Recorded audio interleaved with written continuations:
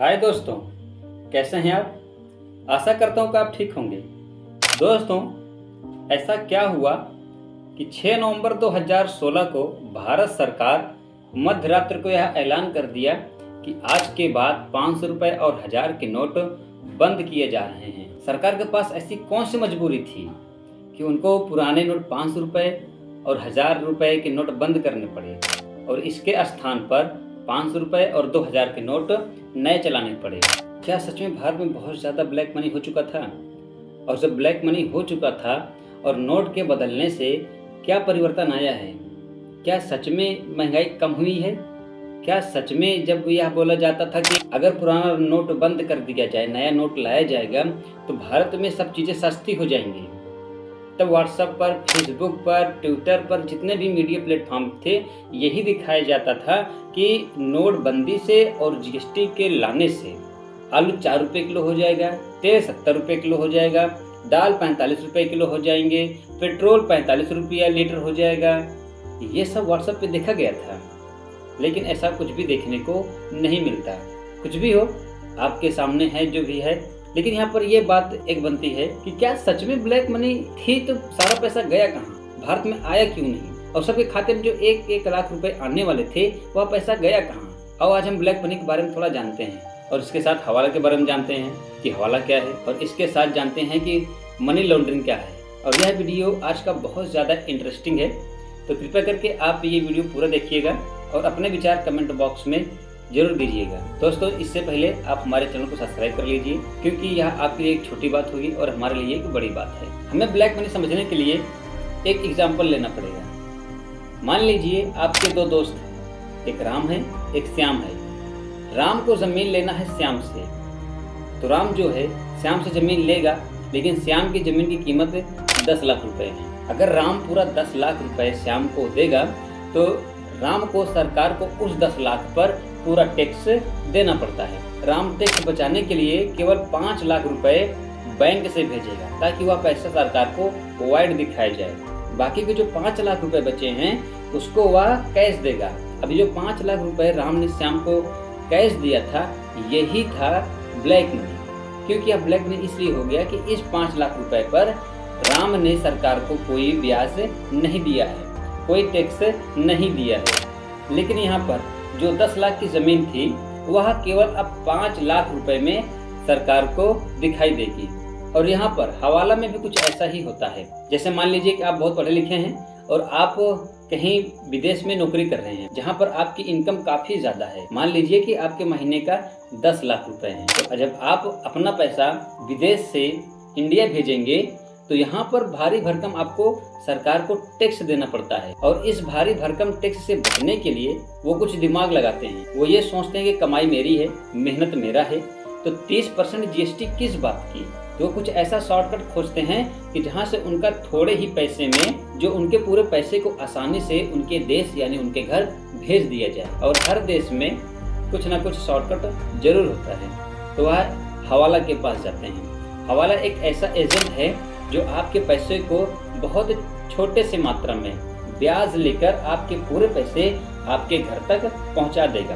बस हवाला का एजेंट इतना बोलता है कि मैं आपको कुछ कोड बता रहा हूँ, वो कोड आप उसको बता दो जिसको आप पैसा देना चाहते हैं। जब मेरा एजेंट यहाँ से जाएगा तो वो उससे वो कोड पूछेगा। अगर वो कोड बता देगा तो आपके कहे अनुसार मैं पैसा उसको दे दूंगा। अब जो पैसा इन लोग के पास है उस पैसे को कहीं ना कहीं मनी लॉन्ड्रिंग के लिए जरूर भेजेंगे।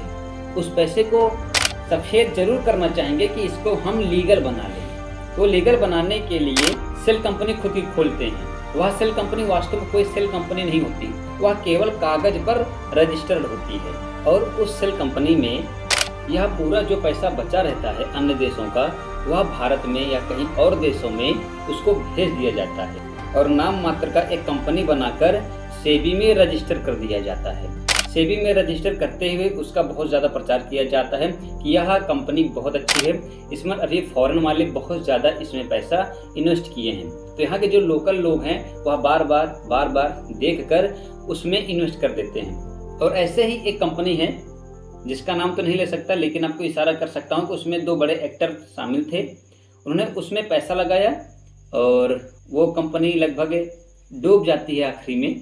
कुछ भी हो, ऐसे ही बहुत सारे पैसों को ब्लैक से व्हाइट कर लिया जाता है और सरकार को यह दिखा दिया जाता है यह पैसा कंपनी का था, कंपनी वालों ने पैसा लगाया है, कुछ शेयर होल्डर वालों ने पैसा लगाया है और जैसे तैसे करके पूरे पैसे को व्हाइट कर लिया जाता है।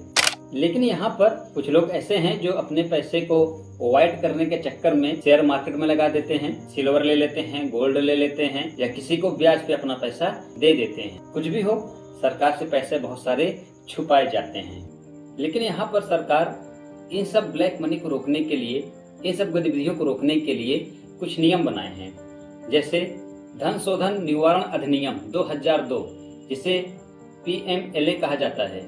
इस PMLA में यदि आप मनी लॉन्ड्रिंग करते हुए पकड़े जाते हैं तो आपको 3 साल का कैद हो सकता है और साथ में जुर्माना भी हो सकता है, क्योंकि यहाँ पर यह कानून थोड़ा फेल हो जाता है। मैंने आपको एक एग्जांपल हवाला वाला बताया था, जो यहाँ पर यानी भारत में जो गतिविधियां हो रही हैं उसका पता तो यह बहुत आसानी से लगा लेता है, लेकिन जो विदेश से होने वाला ट्रांजैक्शन है, लेकिन इसका पता आसानी से नहीं लगा पाते थे। इसका पता लगाने के लिए फाइनेंशियल एक्शन टास्क फोर्स का गठन किया जाता है, जिसे FATF कहा जाता है। FATF का काम यह था कि यह पूरे देशों पर निगरानी रखे।